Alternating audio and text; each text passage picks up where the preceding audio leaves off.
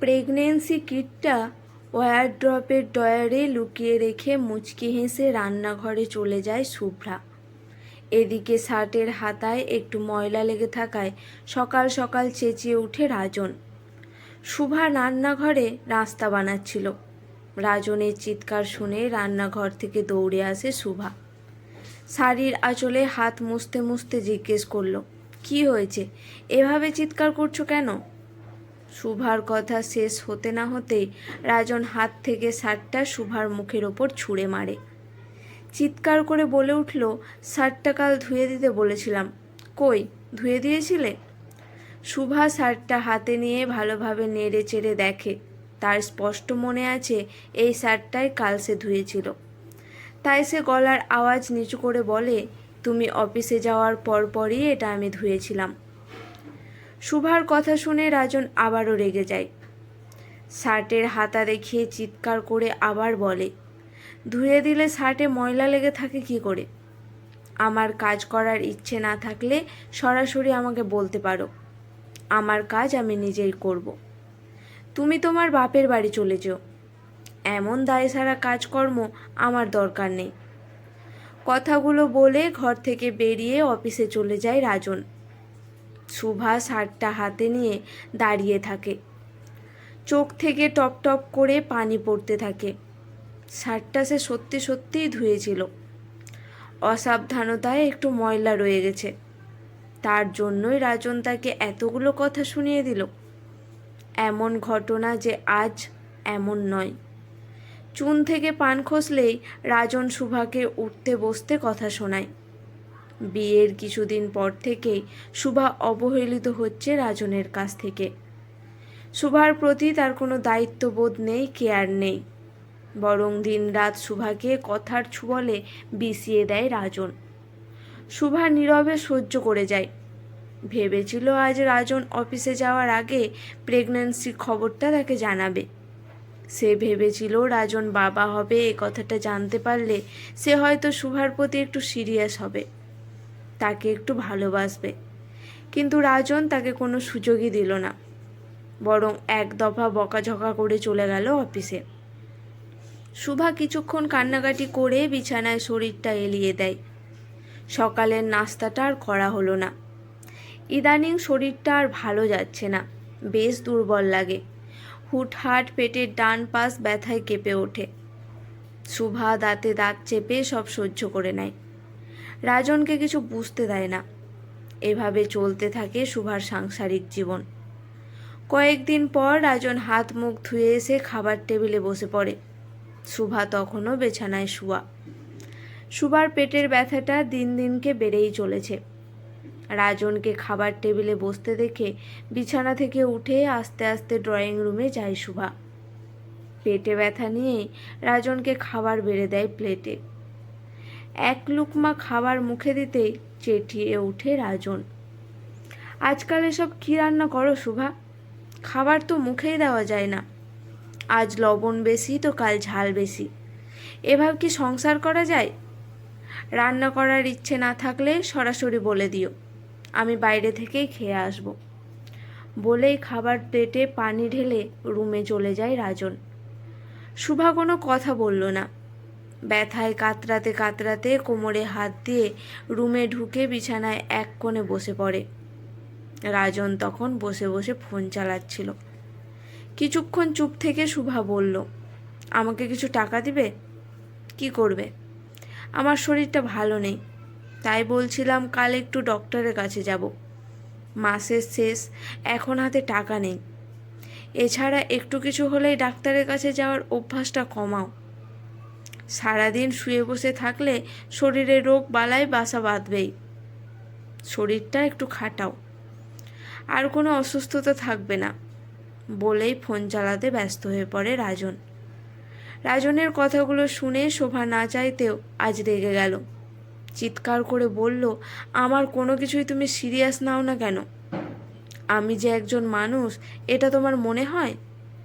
সারাদিন অফিস করে এসে সন্ধ্যায় বাড়ি ফিরলে শুরু করে দাও ঝগড়া। রুমে এসে ফোন চালাতে চালাতে ঘুমিয়ে পড়ো। আমি একা মানুষ, সারাদিন রোবটের মতো থাকি। তোমার সাথে দুটো কথা বলার সুযোগও হয় না। আমি তোমার কি ক্ষতি করেছি? এত অবহেলা আমার প্রতি কেন? কথাগুলো বলতে বলতে কেঁদে ওঠে শুভা। রাজন তখনও ফোন চালাচ্ছে। শুভার কান্না দেখে ফোনটা রেখে উঠে দাঁড়ালো।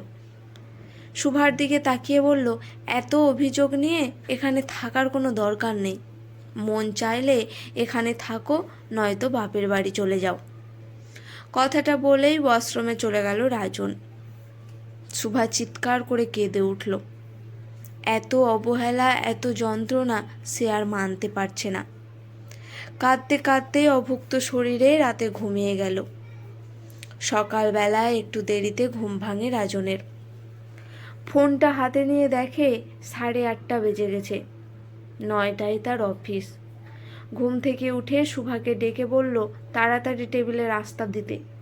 সে তড়িঘড়ি করে ফ্রেশ হয়ে খাবার টেবিলে যেতেই দেখে টেবিলে এখনো খাবার দেওয়া হয়নি। রাজন রেগে যায়, চিৎকার করে ডাকতে থাকে শুভাকে, কিন্তু শুভা কোথাও নেই। রাজন রান্নাঘর, ওয়াশরুম থেকে শুরু করে পুরো বাড়ি খুঁজতে থাকে, কিন্তু কোথাও শুভা নেই। রাজন একটু চিন্তিত হলেও তেমন গুরুত্ব দিল না। তাড়াতাড়ি করে অফিসে চলে গেল। সন্ধ্যায় বাড়ি ফিরে রাজন দেখল তার পুরো বাড়ি সকালের মতোই অগোছালো হয়ে পড়ে আছে। বাড়িটা বেশ চুপচাপ। রাজন খাটে বসে শার্টের হাতা খুলতে খুলতে শুভাকে ডাকে, কিন্তু তখনও শুভার সাড়া শব্দ পাওয়া যায় না।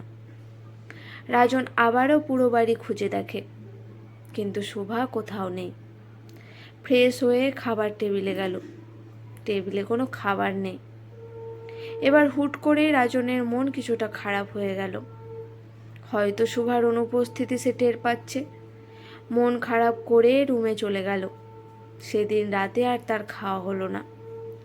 এক প্রকার ছটপট করতে করতেই তার রাত কেটে গেল। সকালবেলা ঘুম থেকে উঠে হাতের কাছে শার্ট, প্যান্ট, টাই কোনো কিছুই না পেয়ে শুভাকে ডাকতে গিয়েও থেমে গেল সে। হঠাৎ মনে পড়ল শোভা তো বাড়িতে নেই। ওয়ার্ডরোবের ড্রয়ার খুলে শার্ট প্যান্ট হাতে নিতে একটা প্রেগনেন্সির কিটটা দেখতে পেল। সে কাঁপা কাঁপা হাতে কিটটা হাতে নিল। সে বুঝতে পারল কতটা কষ্ট নিয়ে শুভা এ বাড়ি থেকে চলে গিয়েছে। কি যেন ভেবে এক মুহূর্তে দেরি করল না রাজন। কোনো মতে শার্টটা গায়ে জড়িয়ে বেরিয়ে পড়ল। কলিং বেল বাজতেই দরজা খুলে দিল রূপালী বেগম। রাজন বিধ্বস্ত মুখে দাঁড়িয়ে আছে। দরজা খুলে দিতেই ভেতরে প্রবেশ করল রাজন। মাথা নিচু করে শাশুড়ি রূপালী বেগমের উদ্দেশ্যে বলল, মা শোভা কোথায়? রূপালী বেগম হাতের ইশারায় শোভার ঘরটা দেখিয়ে দিলেন। রাজন এক মুহূর্ত দেরি না করে শোভার রুমে ঢুকে গেল।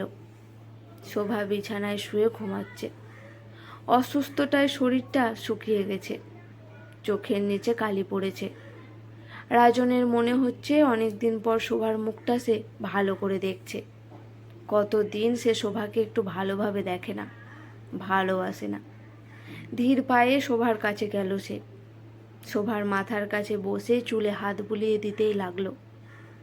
মাথায় কারো স্পর্শ পেয়ে ঘুম ভেঙে যায় শোভার। চোখ মেলতেই মাথার কাছে রাজনকে দেখতে পায় সে। রাজনের চোখ পানিতে টলমল করছে। সে এই কদিনেই বুঝে গেছে শোভা ছাড়া তার সংসার প্রাণহীন মৃত্যুপুরী।